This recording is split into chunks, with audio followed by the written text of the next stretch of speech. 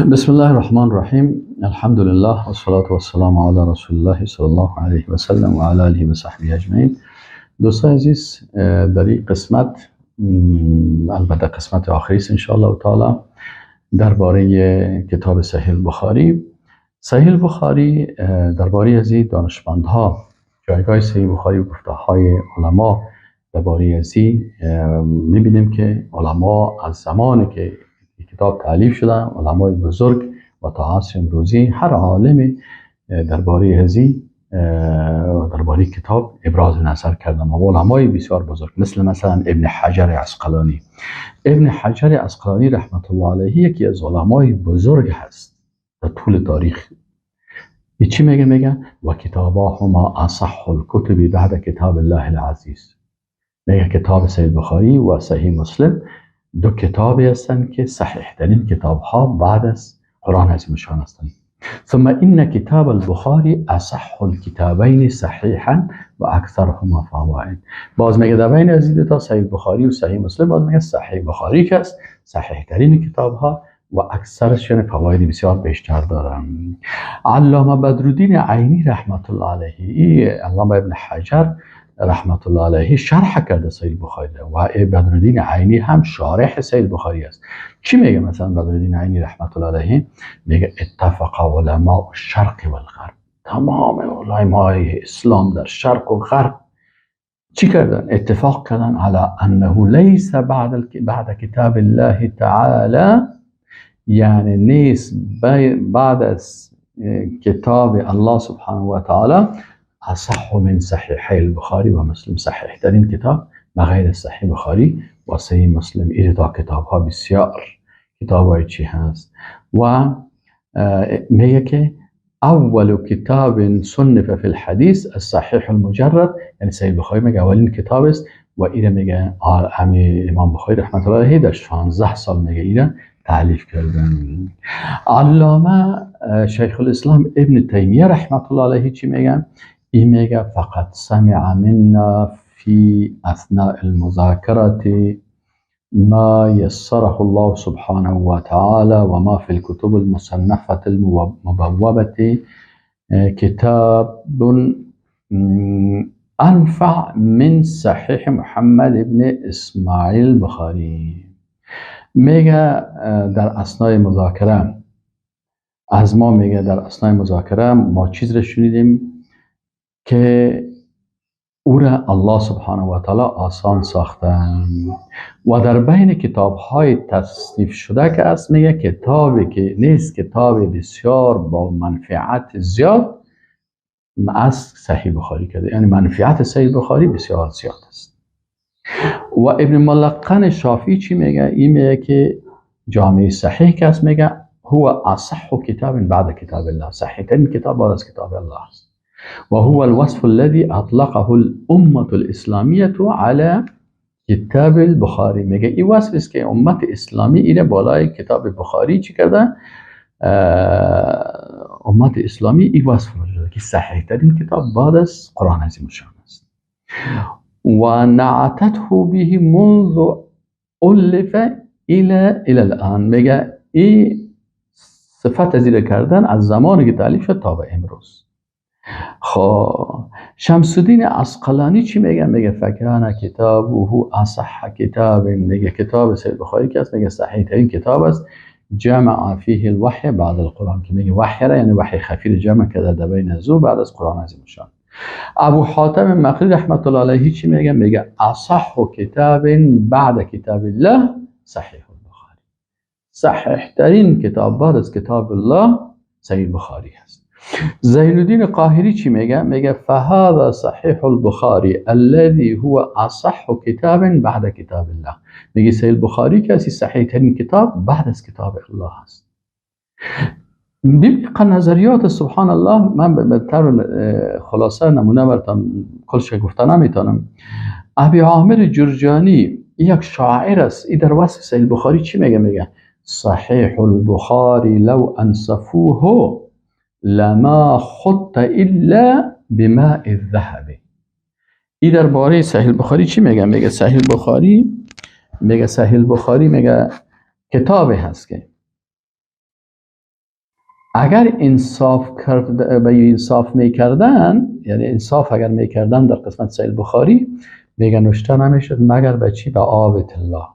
دقیق ارزش داشت که باید به قلم به آب طلا نوشته میشد. این تو کتاب ارزشمند است. هو الفرق بین الهدى والعمى، میگه بین نابینایی و بینایی، بین هدایت و گمراهی فرق است. صحیح بخاری تو میخوای که هدایت شوی، کتاب هدایت بعد از قرآن عظیم شان. هو السد بین الفتى والعطب، این فرق است بین انسان فامیده و انسان نافام. اسانید مثل نجوم السماء، سندهایش میگه مثل ستاره های آسمان است. ستاره آسمان که به ترتیب است، از این هم مرتب هست. امام متون که مثل شهب، میگه در مقابل متن‌هایی است که متن حدیثش سهل میکنی مثل امو شهاب. شهاب چی رو میگه؟ امو ستاره هایی که بسیار روشن هستند. بهی قام میزان و دین الرسول، میگه به این ترازوی دین رسول الله صلی الله علیه و سلم میخوایی که رسول الله صلی الله علیه و سلم گفته که ترکت فیکم ما ان تمسکتم به من، دو چیز اگه شما کتاب الله و سنتی، این میگه صحیح بخاری هست که تو میتونی که با این تو میزان ترازوی دین رسول الله صلی الله علیه و سلم است بعد از قرآن عظیم شان. و دان به العجم بعد العرب، به این تسلیم شده دیندار شده که عجم بعد از عرب. حجاب من النار لا شک فی، این میگه پرده هست از آتش، شک نیست. سبحان الله. صحیح بخاری میگه چی است؟ بین تو و بین دوزخ پرده میشه، مانع رفتن تو به دوزخ میشه. تمیز بین الرضا والغضب، میگه این فرق کرده بین او چیزی که رضایت الله را حاصل میکنه و بین این چیزی که غضب سبب الله میشه. و ستر رقیق الی المصطفى، یک پرده که نازک است بین تو و بین رسول الله صلی الله علیه و سلم. و نص مبین لکشف الریب، نص یعنی متن آشکار است برای دور کردن شک. میخوای که شک در عقیده، شک در اخلاص، شک در اعمال، شک در عبادت شد، صحیح بخاری بخوان. فیا عالما اجمع العالمون على فضل رتبته في الريب، في الريب. فیا عالما، یه چی عالم حسیس امام محمد بن اسماعیل بخاری، اجمع العالمون که تمام علما اجماع کردن على فضل رتبته في الريب، میگه در چی؟ در شخصیت زی تمام علما اجماع کردن. سبقت الائمه فیما جمعت، میگه تو سبقت کردی از امامای بزرگ وقتی که جمع کردی این کتاب. و فزت علی رغمهم بالقصب، میگه تو چی شدی؟ میگه در بین از اینا بسیار کامیاب شدی و مقام بسیار عالی حاصل کردی. نفیت الضعیف من الناقلین و من کان متهما بالکذب، میگه چی کردی؟ با این کتاب صحیح نفی کردی، دور کردی ضعیف من الناقلین، چیزهایی که مثلا ضعیف بودن، کسایی که روایت های ضعیف داشتن و را وسو کردی، و چیزهای و کسایی که متهم به کذب بودن اونا را در کتاب داخل نکردی. و ابرزت فی حسن ترتیبی، میگه ابرزت بسیار با مقام عالی رسیدی، در ترتیب بسیار زیبا که بسیار صحیح ترتیب کردی. و تویبی و ایرک بابندی کردی. عجبا للعجب، تعجب است، انسان تعجب میکنه، خوش انسان میه خوانده میرن. فاعطاک مولاک ما تشتهی، میگه پروردگار بر تو چیز داد که تو را اشتها داشتی. و اجزل حظک فیما وهب، و بر تو جزای بسیار خوب داد آنچه که داده هست. و خصک فی عرصات الجنان بنعم تدوم ولا تنقضب، و الله متعال انشاءالله بر تو جنت میته و باغهای جنت، نعمتهایی که او چی نمیشه؟ ختم نمیشه. و به این شکل تقی الدین ابن نجار هم میره میگه که صحیح بخاری صحیح ترین کتاب بعد است قرآن عظیم شان است. عبدالکریم خدیر این هم میگه که صحیح بخاری که است از صح کتب بعد از کتاب الله هست. و حاتم عونی میگه که اجماع امت اسلام است به ای که صحیحین به قبولی گرفتن و گفتن که حتما این تأثیر هست. و دیگه علی ابن عبدالعزیز میگه که اتفق المسلمون، میگه مسلمان ها اتفاق کردن که صحیح ترین کتاب بعد از کتاب الله صحیح بخاری هست. و علامه فقهی میگه که اصح کتاب بعد کتاب الله عز وجل صحیح بخاری. و علی سالوس میگه و من المسلم به بین جمهور الامه ان اصح کتاب بعد کتاب الله تعالی صحیح ترین کتاب.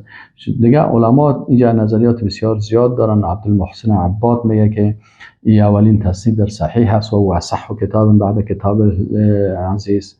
و دیگه علما هم همین قسم نظریات خود گفتن و از این معلوم میشه که کتاب صحیح بخاری صحیح ترین کتاب بعد از قرآن عظیم الشان هست و کتاب بسیار معتبر است. الله متعال بر ما و شما توفیق نصیب بکنه که از این نعمت گرانبهایی که بر ما و شما داده شده از استفاده بکنیم و عمل بکنیم. السلام علیکم و رحمت الله و برکاته.